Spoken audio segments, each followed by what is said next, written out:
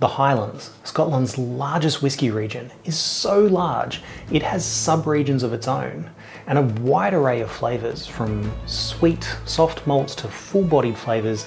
There's a Highland whisky for everyone. So I'm going to take you through each of the different sub-regions and a perfect whisky to exemplify each.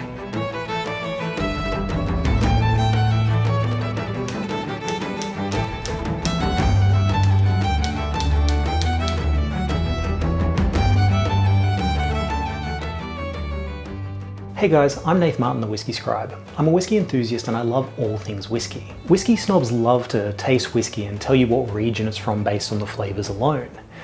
And there are 5 official whiskey regions in Scotland. So in this video series, I'm going to take you through each of those regions, the history, the geography, why those particular flavours for each region are so pronounced, and also recommend some whiskies that are really good, affordable, available, but examples of those flavours for each region. In this video, we're exploring the Highlands, which is the largest and most diverse of the Scottish whisky regions.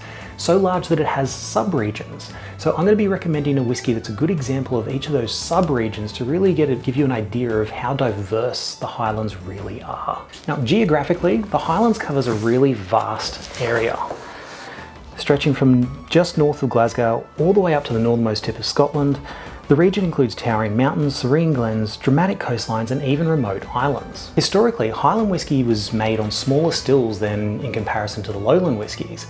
And this is partially because there was less farming land in the Highlands in which to grow barley, so they had less grain to work with. So they were making whisky in much smaller batches on smaller stills. Now, this resulted in a richer, much heavier expression. But it's also because the Distillers Act of 1786 introduced a licensing system so that the government could raise tax revenue, as they always do, and it actually put a lot of restrictions on Highland whisky. So the Highland licensing actually specified that Highland stills could not exceed 40 gallons, they could only use locally grown barley, and they could only be consumed in the local district. They even restricted licensing to only 2 stills per parish. But enforcing these regulations in a remote area like the Highlands became very problematic, and illicit distilling ran kind of rampant. Ignoring the tax authorities, most Highland distillers focused on producing good quality whisky that they could feed into their local Scottish cities. And by the 19th century, Highland whisky was actually considered to be much higher quality than most other whiskies on the market. While these restrictions are no longer in place, and most Highland distillers can produce as much whisky as they want, ordering in grain and producing in volume, those years of producing in small batches has still had a lasting effect on Highland whisky. And you can always expect Highland whisky to be slightly more robust and full-bodied with stronger aromas and flavours than things like your lowland whiskies. But beyond this, because the Highlands are such a large area, there's a whole bunch of microclimates, and you get large variations in the style of whisky being produced throughout that region. That diversity makes it a really fascinating region to explore, but quite problematic when you're trying to define a specific flavour for the region. And for this reason, the Highlands are often broken down into 4 unofficial sub-regions. But before I go into the sub-regions, if you want to taste a whisky that is just an overall good example of the Highlands as a whole, go for your Glenmorangie 10-year-old. On the nose, you've got caramel, fresh bread, lemon, apple, and toasted pecans. On the palate, there's oranges, vanilla, tiramisu, and toffee, all with a really long malty finish. It's a robust flavour profile and is generally a really good example of the modern Highland whisky in general. Now, the Northern Highlands is the largest sub-region of the largest whisky region. So if you think of an imaginary line between Fort Williams and Inverness, pretty much everything north of that is the Northern Highland. It's mostly flat plateaus with sea and ocean surrounding it, with most of the distilleries on the east coast. And these include well-known distilleries like Ardnamurchan, Clynelish, Dalmore, Glenmorangie, Old Pulteney, Royal Brackla, Tomatin, and Wolfburn. The flavours you can expect from the Northern Highlands are complex, malty whiskies with cereal aromas, fruit sweetness, and heather and spice. And a good entry-level example of this is the Tomatin 12. It's been aged in bourbon and sherry casks. This whisky is affordably priced, and it really exemplifies that Northern Highland region. So on the nose, you've got wild heather, pine, and cedar. The palate is full-bodied with creme caramel, apples, pears, and mango, with a really buttery finish. I would show you a bottle, but I'm a big fan of the Highland region. Most of the Highland whiskies don't last long in this household. Moving down, we have the Central Highlands, which is sometimes also referred to as the Southern Highlands or even the Midlands. It's the region between Speyside and Lowlands and, East and West Highlands. It's pretty much the region of Perth and the surrounding area, but it's sort of extends out beyond that. It includes distilleries like Aberfeldy, Blair Athol, Dalwhinnie, Deanston, Edgeadore, Glengoyne and Glenturret. Geographically, the Central Highlands region is a lot more similar to the Lowlands, and as a result the whisky that they produce is kind of like a lighter version of the Highland whiskies. It's not quite as light as Lowland, but it's somewhere in between. So you can expect a lighter whisky with generally notes of honey, fruit, heather, and a bit of like a dried sweetness on the finish. For this, a great example is the Edgeadore 10-year-old. Aged 100% in Oloroso sherry casks, this whisky is sweet, it's approachable, and it's part of their core range, so it's always going to be available. On the nose, you can expect things like dried fruits, sherry, and almonds. On the palate, there's spicy Christmas cake, golden syrup, and a touch of honeyed almonds. And on the finish, it's oaky with soft spices and a lingering warmth. The Edgeadore distillery itself has made very little changes to its processes in the last 150 years, so this is a really great example of a classic Central Highlands style. Eastern Highlands, as you expect, are east of the Central Highlands. They're below Speyside and above Lowlands.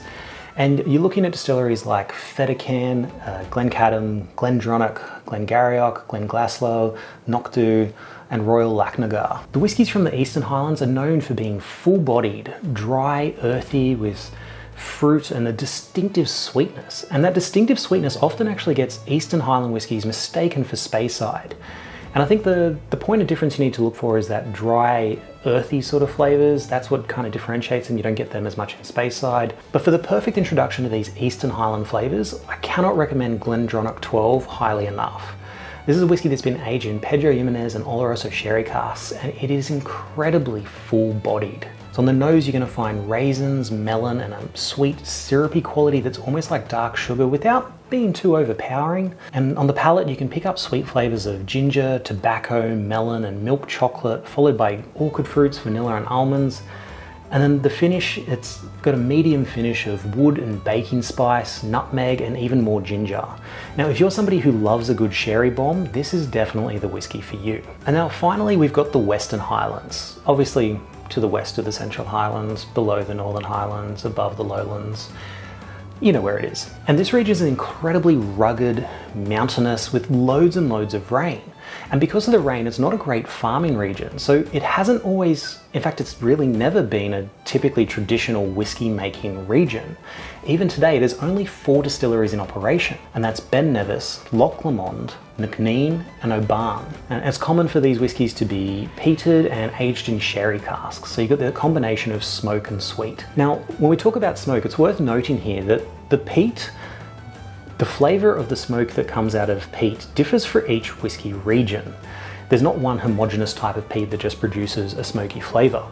And the sort of peat that you're going to get from the Highlands is usually more of a drier, woody, sort of almost like an ashy smoke flavour. And so as a result, the typical flavour profile that you're going to expect from a Western Highland whiskey is something that's bold and full-bodied, often with sweet sherry notes, wood spice, and a touch of that dry, peppery smoke. Now, for a whiskey that really embodies all of these flavours, I'd recommend trying McDonald's celebrated traditional Ben Nevis. Now, this is meant to be a recreation of what the Ben Nevis distillery was producing way back in the 1880s. It's lightly peated and it's aged primarily in sherry casks. So on the nose, you're getting toffee, honey, candied banana, dry smoke, marzipan, and almonds. The palate is richly flavored with toffee and dry sherry, butterscotch, and cinnamon. And then the finish is buttery, nutty, peppery smoke lingers on the palate. It releases other notes like vanilla and even milk chocolate as it fades. This whiskey was originally only meant to be a limited release. They produced only 700 bottles, but the first batch was so highly regarded that the distillery had to do a second batch. And the second batch didn't even have a limit on the number of bottles. So considering its popularity and the fact they had to produce a second batch, it's my expectation that this is going to become a core range for the distillery. So you should expect to see it on the shelves regularly. So that's the Highlands, a region that is as vast and distinctive almost as the whole of Scotland. So do you have a favourite Highland whiskey? Or probably more importantly, from watching this video and noting the distilleries, did you find that some of your favourites are all clumped into one specific sub-region? Do you have a favourite sub-region of the Highlands? I'd love to know, let me know in the comments. Now, you might have also noticed that I didn't mention the islands. Most of the islands around Scotland's shores are classed as part of the Highland region, technically, and quite a few of them have distilleries on them. But it's a bit of a contentious issue. A lot of people think it should be part of its own sub-region. don't get me started. Actually, you know, I will get started. That will be the topic of another video, so keep an eye out for that. The rest of the videos that are going to form into this series are, we've got the Highlands now, you've got Lowlands, Speyside, Campbelltown and Islay, and as I said, the unofficial islands as a region. So make sure you hit subscribe, hit the bell icon so you catch the next video on this series. But for now, enjoy what's in your glass, no matter where it's from, no matter which sub-region, and slange.